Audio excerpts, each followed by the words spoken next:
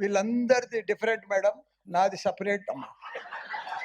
ఎందుకంటే వీళ్ళకందరికి పోయి 8 పోయి 16 అయినాయి, 16 పోయి 24 అయినాయి.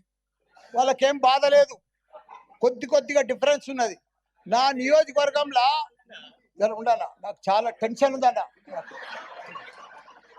నా నియోజకవర్గంలో 61 మంది గ్రామ పంచాయతీ సర్పంచులు ఉండ్రి, 220 మంది కార్పొరేటర్లు కౌన్సిలర్లు ఉండ్రి, 5 మంది ఎంపీపీలు ఉండ్రి, 5 మంది జడ్పీటీసీలు ఉండి, మొత్తం 440 మంది లీడర్లు ఉండే నా మేడ్చల్ నియోజకవర్గానికి. 6,80,000 మంది ఓటర్స్ ఉండ్రి. దాన్ని మొత్తం తీసుకుపోయి సత్యనాథ్ చేసి 16 కార్పొరేటర్లు 16 డివిజన్లు చేసిరమ్మా. నాది ఎట్లుంది ఇప్పుడు నా పరిస్థితి అమ్మా?